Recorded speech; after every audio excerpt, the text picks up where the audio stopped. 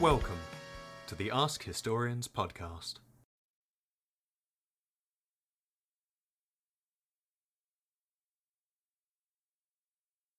Hello, everyone, and welcome to the Ask Historians podcast. My name is Seb Lewin, and I will be your host for this episode. I am one of the Ask Historians moderators. Today, joining me is Gaby Berman. She is earning her master's degree in art history with an emphasis in Chinese art from the University of Wisconsin-Milwaukee. She is currently researching Hufu clothing from the Tang Dynasty in China in her paper called Tang Elite Women and Hufu Clothing, Persian Garments and the Artistic Rendering of Power. Her research interests include textiles, social class in the Tang Dynasty, and the intercultural exchanges between the Tang Dynasty and the Sasanian Dynasty. Welcome, Gaby. Thank you for joining us. Hi, thank you for having me. It's our pleasure. Okay, so would you like to introduce your topic to us? Yes, my research topic is about images of power with Tang elite women wearing Hufu clothing. And this is the Tang Dynasty that I'm going to be discussing today, which lasted 618 to 907 AD. And it was the golden age in Chinese history. And I'm going to be talking about how these elite women were able to use Hufu clothing to represent an image of power. First of all, I would like to ask you about specifically the women's role in Tang Dynasty in general, because you are focusing on elite women. But when it comes to women in general, what can you tell us about the role that these women had, and how tolerant was the Tang Dynasty society towards women during this particular period? Okay, well, in the Tang Dynasty, we have different classes of women. So we have, royal women, we have elite women who are from aristocratic families, and then we also have the common women who are not elite. And I study mostly elite women, not really women of royalty so much like the princesses or empresses. But in the women's role, mainly they were supposed to be the caregivers and the role of motherhood and good daughters in their families, especially among common women. The elite and upper class women, they had a little bit more freedom in that matter because they were wealthy, so they had, servants, they had people who could help them in that area. And at this time in the Tang Dynasty society, there's Confucius values, which limits the role of women, so they're not equal to men at this time, even if they're wealthy. They have their specific roles to be mothers and to be daughters, but not really to have, independence as much. And what's interesting is that even though the Tang Dynasty, they're actually very tolerant towards foreigners and different religions, we don't really see that with women at the time. So that's one of the topics that really interested me. And also, the Tang Dynasty also has this misconception that women were receiving more freedom, more tolerance because of the first and only female ruler of China. Her name was Empress Wu. But really, that misconception is, scholars usually overstate that image of women having physical power. So that's where my research comes into play, because I want to study where this image of women in power comes from, particularly in art. Okay. And when it comes to these particular art depictions, because what you're studying is the Hufu clothing, which, as you told me, is usually associated with men and with male fashion. But I wanted to ask you about particularly which types of art are you studying in which you can see reflected the usage of this specific type of clothing? So most of the art which has Hufu clothing, we find in tomb art in right now in the current Shanxi province of China, which in the Tang Dynasty, the ancient capital was called Chang'an, and it was a very important city because we have that's where we have all the foreigners visiting or settling, and we have the imperial family and the government, and just it's the city life at the time. And we also have their imperial tombs, and in these imperial tombs we have tomb figures, pottery figurines of women wearing Hufu clothing. And Hufu clothing is it's a Western style, but it's foreign male clothing that at the time in the Tang Dynasty, men, women, elites, and non-elites would wear the clothing. And it's a very simple outfit. Basically, it's like a robe, a long robe or a long coat, pants, trousers, and boots. So it's a very simple outfit. And these tombs, they usually come from, in my paper, I look at two imperial mausoleums called the Chanling and Zolling.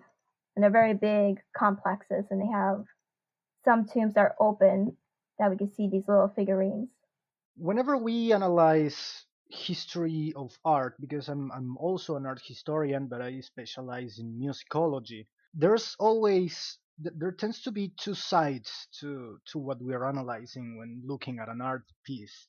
We can look at it from our perspective, as the perspective of the spectator, of the person who is supposed to enjoy or to look at or to listen to or to read, whichever art form we are discussing, or from the perspective of the artist. So during this particular period, the artists, what do you feel like and what do you think are trying to tell us from these particular representations of women wearing men's clothes?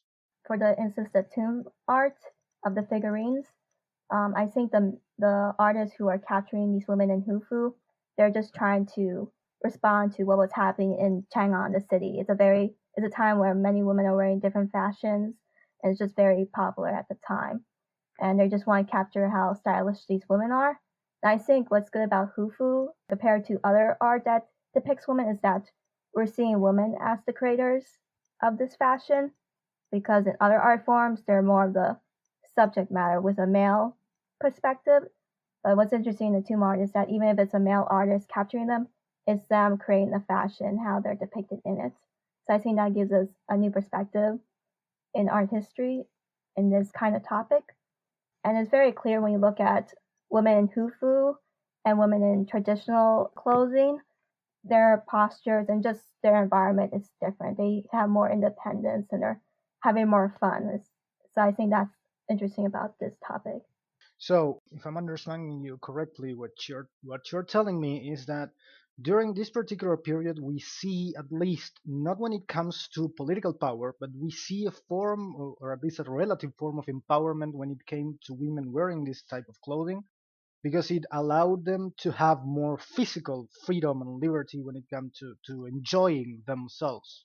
Yes, it's more about the physical instead of actually going to politics. It's just about them representing themselves as being more free and able to do more.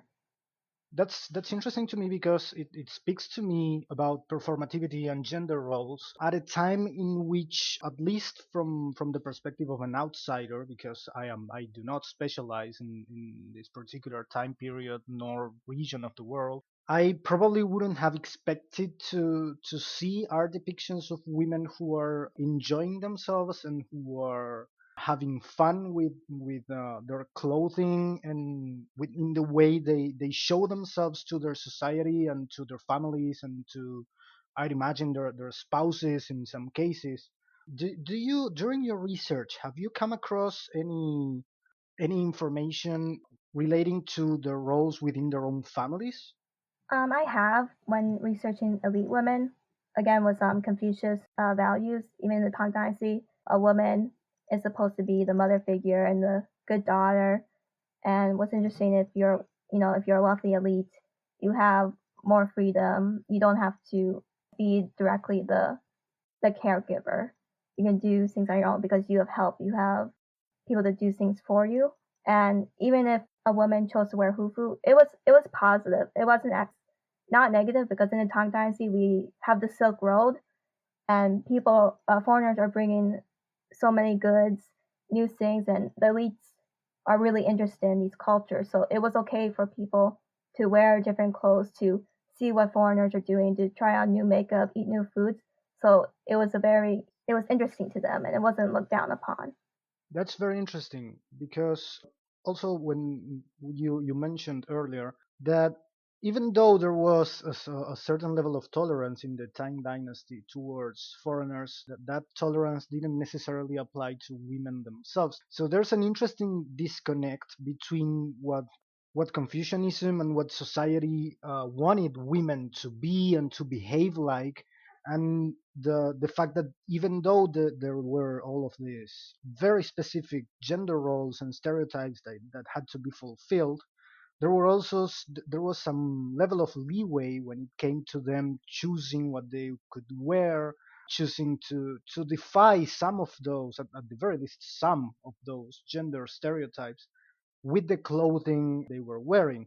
In this particular aspect, would you say that we can think about this specific type of clothing and that choice if we were to position ourselves directly from our current perspective? Would you consider that it is in some sense a political statement, or at the very least a symbolic statement? Yes, I would, because one of the interesting things about elite women wearing hufu is that because it's foreign wear, they have traditional clothing, which is part of their ethnic clothing, the Han people. And because in the social class, your clothes correspond to your status, and because they're wearing hufu, it's not traditionally Chinese, so it doesn't have a direct status view. So they can kind of get away with wearing clothes that are not Chinese, so they're kind of going outside of that social class.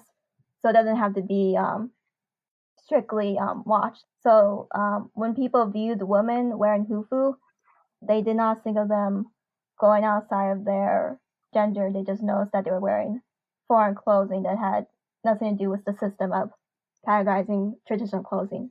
And so it is a political statement because they're saying they don't want to be strictly in this gendered social class in a Chinese society. And they want to wear clothes where they have more freedom that doesn't connect them to be. The traditional clothing also shows who's higher and who's lower. But if you wear hufu, you can't tell if someone's higher or lower, because if you look at tomb art of elite women wearing hufu and non-elite women wearing hufu, the clothes are very similar to each other. So it is a statement against social class and your placement in society. You mentioned earlier that your research showed you that there is another disconnect and another gap between what you've been seeing and what you've been researching and most regular, most normally held beliefs within scholarship regarding these women's roles when it came to power and politics and political positions. Why do you think we find that sort of wedge? What is it that led people to believe that women had more of a political role and more of an institutional role as well than they actually did during this period? Very early on in the Tang Dynasty, we get the first female and only female ruler of China called, her name was Empress Wu, and she had major influence in the dynasty. She was a strong leader, and even one of her daughters, and we also have a few other princesses, very few, who were taking leadership and trying to take control of the court. But after Empress Wu dies and after her daughter dies, we don't really see so many princesses or people in the court, women in the court, actually seeking out power. It ends after that period. And because, women weren't supposed to be the empress, they weren't supposed to be the ruler, male Chinese historians, really criticize her and criticize female power. But because Empress Wu was so influential, and we see women have some freedom, because they can enjoy themselves because they're wealthy, and this is the golden age. So it is a wealthy economy, so people are doing well. People are going to think that women are having more power and political power than they actually did, because this female political dominance in the court ends really quickly after Empress Wu dies. And then that's also why it's interesting with tomb art, or art in general, especially in the tomb art. We see women in gardens, we see women playing sports, they're just relaxing. And those are scenes of independence. So people or scholars or anyone who looks at those scenes are going to think women had more independence and freedom than they actually did. That's interesting because there seems to be a very, I mean, art always plays a political role in any society and at any given time in history. But in this particular case, from what you're telling me, it seems and it feels like what the artists wanted to depict was something that um, I'm not necessarily saying it didn't happen, but at the very least, something that wasn't as prevalent socially speaking and politically speaking as it actually was, right? Well, yes, they wanted to depict women also, at least with the women of independence that we find the tombs, these are either the prince's tomb or a princess tomb, so they want to have artwork that's going to be pleasing to the deceased. So that's also one reason too. And it is also political, even though it wasn't physically there. Art is such a strong image, and it really can change your perspective. Well, that's also something that we talked about briefly before. That's again coming back to the political importance and impact and influence of art and depictions of society and of everyday life when it comes to showcasing to the future how grandiose and how amazing life was during the period in which an art piece was being produced, because that's also something that we see repeated throughout history in very different settings, in very different continents, and also in very different social situations. We see those kinds of depictions of people, not only women but people in general, having fun and enjoying themselves and engaging in fun outdoors activities in many art forms, particularly in paintings and drawings. For example, we can see many of these particular depictions in European art in the 18th and 19th centuries, when you see many painters depicting the everyday life of people, poor people or people from slums, having fun, enjoying life, playing games with their children and with their neighbors everywhere. Even though there's a disconnect with what we know life was actually like for many of those peoples in their everyday existences, and the hardships they had to suffer through. Art usually shows us very different depictions and very romanticized and colorful depictions of things that were not necessarily exactly like that. That's very true because it was very overemphasized. And what's also interesting is these artworks of freedom and women, being glorified, having fun, is that after the Tang Dynasty, the later dynasties, they don't really show it as much because, in one sense, the society becomes a little bit more stricter towards women. So I think this period is very interesting and seeing how in a golden age we see more women relaxing and having fun, but also can see where the misconception comes from of them having more power. And coming back for a second to your earlier mention of the Silk Road and the tolerance it brought towards foreigners and foreign fashions and foreign products in general. Again, there's usually always a political motivation behind most of these things. What exactly do you think, or what has your research shown you about this particular period? Can we safely say, for example, that this tolerance was directly related to the need for the Silk Road to grow, the need to create a more stable economic relationship with the West? There's a couple of reasons too. During the Tang Dynasty, the empire, they're expanding their territory. They have a large expanded territory at the time, and they need allies, and they're also taking over different ethnic groups as well as being their leaders. And the Silk Road is connecting to West Asia and Central Asia and even the Mediterranean. And so they have to trade, and there's people coming and traveling. And also in the Tang Dynasty society, we also see Buddhism. And that religion, it also helps them be a little bit more tolerant towards everyone, especially different religions and different foreigners. And also the royal family, the emperors, they are elite noble family who have a mixed heritage. So they have foreign ancestors. So that's also why they were probably going to be more tolerant towards foreigners because that is their heritage as well. Those are probably the biggest reasons why they want to expand and have foreigners and have all these connections.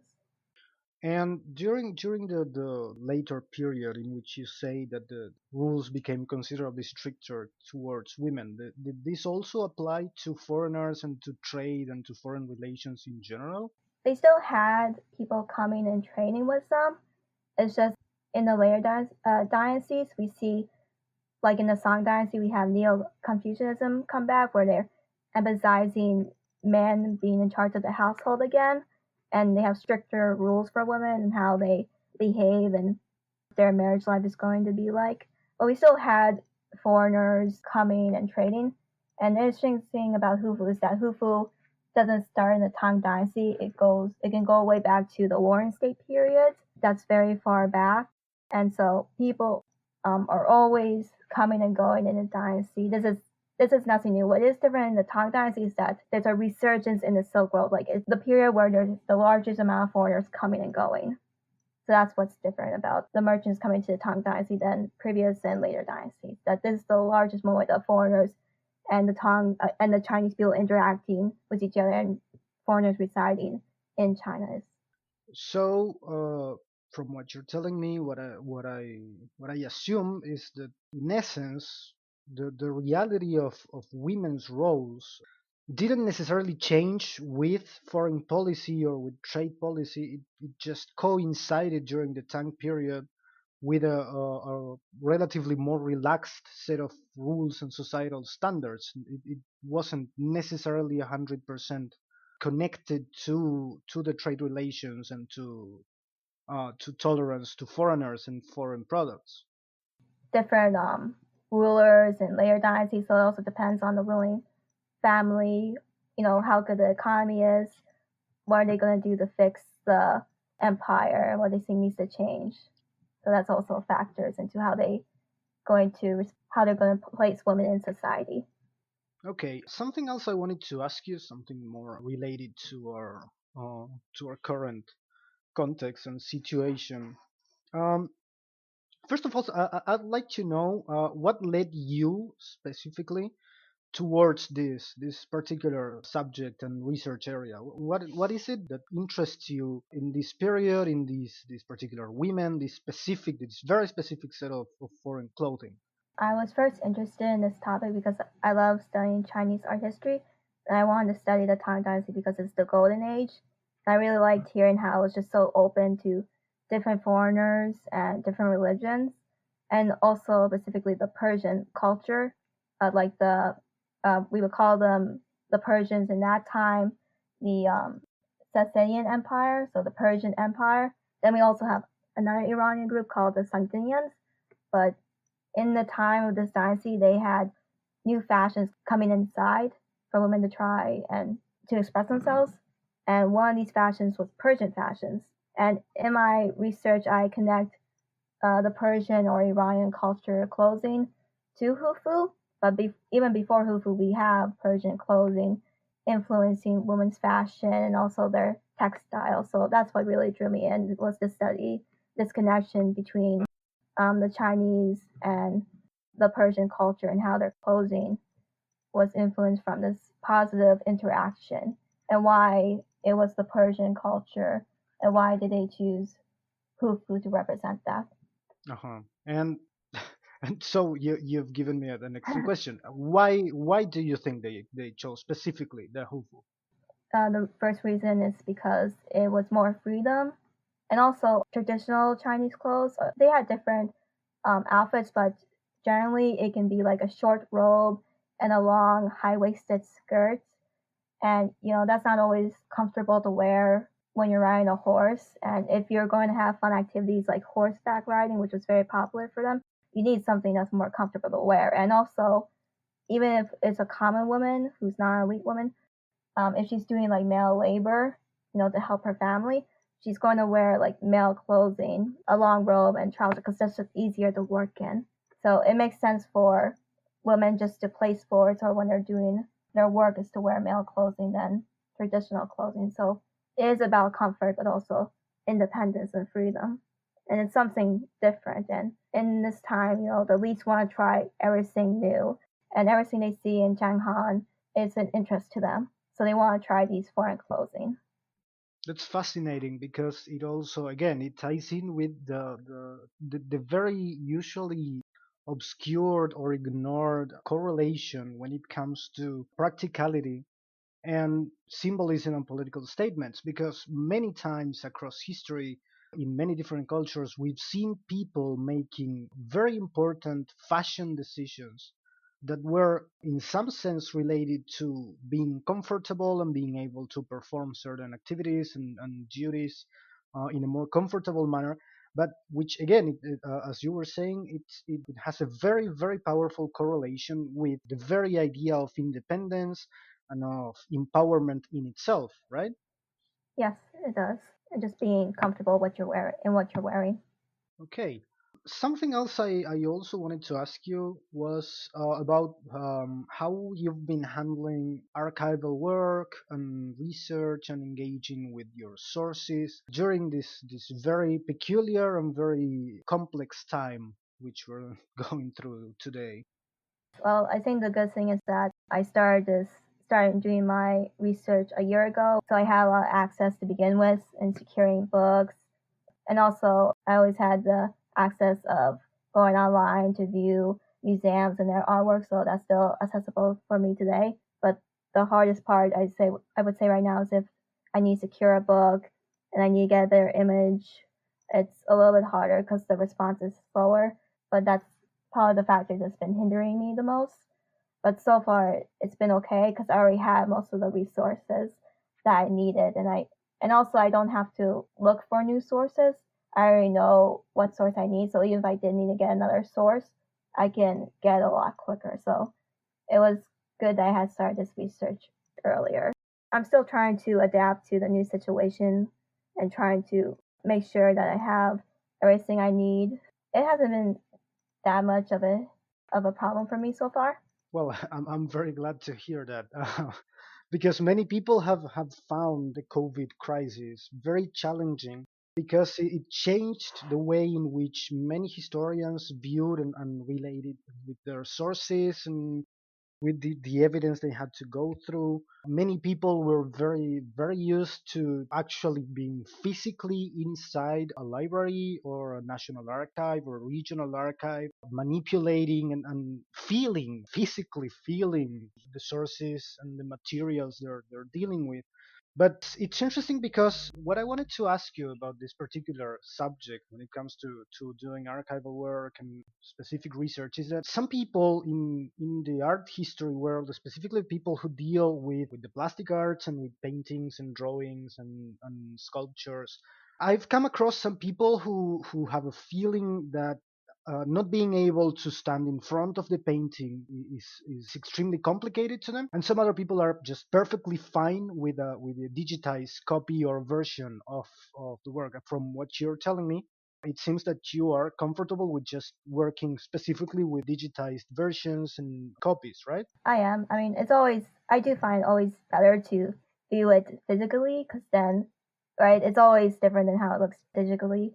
It was kind of hard for me to find like the kind of artwork where I was living in Wisconsin at the time. So I had to adapt really quickly to that. Right. Yeah. Yeah. That makes a lot of sense. When it comes to researching and to studying the history of music, it's usually very different because we cannot actually listen to what the composer wrote. Uh, we just listen to interpretations. We can never, except in the most recent cases in which we're fortunate enough to have recordings as early as the late 1900s and the very early 20th century. The rest of the composers from prior to that period are almost impossible to listen to playing their own works. So we are used to just dealing directly with interpretations. I mean, we study and we deal with and interact with the original scores or the original annotations of a composer, but the final product is always, it always goes through the mind and the interpretation of the musicians and the conductors and such. So we don't we are used to us musicologists are usually used to dealing with the abstraction from the original creation. But again, I'm very glad you haven't had much of an issue, because of course, yes, I understand that living in the United States makes it considerably hard for you to be able to go to China and actually see the artwork in itself. Even without the COVID pandemic, it must be considerably difficult to do. Yes, but it was helpful that my advisor would like help me find more Chinese sources and also look at the Chinese museums. That was also very helpful, so I could see it a little bit closer to my primary sources, to the primary place that I'm researching. And could you talk to us and walk us through your methodology when constructing the materials for engaging with these particular art forms? The Hufu on the elite women mostly comes from tomb art, and it's usually the Pacific images I'm studying is elite women on horseback, usually playing the game of polo, which is a Persian import as well. So it kind of adds to how this can be clothing and also a sport that they want to represent, that they're in and they know about the Persian culture as well. And so to reconstruct what Hufu is, you kind of have to see what traditional clothes are and what our Iranian or Persian clothing is, so that way you can find the results of what makes Hufu. Even though I have artwork that kind of range in different fashions, like traditional clothes with the short robe and the skirts, and Iranian clothes or Persian clothes with the long robe and the trousers. And even though I'm studying China and Sangdinia of this where the Sangdinian people lived, and also the Persians where they lived in present day Iran, like Kermanshah, that area. Even though it's so far off from one another, I try to organize everything in simple locations. So even though I'm studying paintings and sculptures and tomb art, all these art forms come from really three places. So Sangshi province, Kermanshah in Iran, and then in Sardinia, which kind of close to Uzbekistan. So that's how they all connect. So I'm not going too far off into different cities and areas. And then all the art, like even if it's a mural or tomb art, they're all in the same location, the same tomb. And it's just easier to analyze that way because they're side by side. And even if I'm studying a Persian person's clothing, we can see Persian people rendered in Tang paintings. So there's always a connection, even if they're far from each other. So that was one of the first things I had to do when I was organizing my material. Was like how I had to make sure everything connects with each other, because that's how you can find the pieces that bond them. That's fascinating, and that also ties in with another question I had for you. When you sent me the description of what you study and what your research interests are, you talked about the intercultural exchanges between the Tang and the Sasanian dynasties. And we've talked a lot about how the Sasanian dynasty and how the Sasanian trade routes impacted the Tang dynasty. But I'd like you to tell us more about how did the Chinese involvement and the Chinese products impacted the Sasanian Empire. First was that the Tang Dynasty was so interested and was was trying to be allies to different countries, that really influenced them to be involved with the Tang Dynasty. And also because, the Tang Dynasty, they're the ones who are benefiting the most from this trading. And so they're like in the center of this world right now.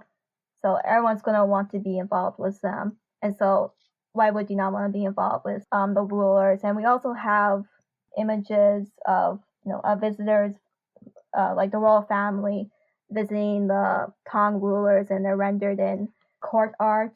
And we also see people observing the Persian or the Sasanian merchants and just trying to be involved in their cultures. It really does benefit the Sassanians, because then they can increase their trading, they can increase their allyship with the Tangs, and it just benefits them. The Sassanians also had an image of being very wealthy to the Tang people. And so it almost came to the point where there was one writer who wrote a list of contradictions where he said, "You will never see a poor Persian." So it was, a good image to have.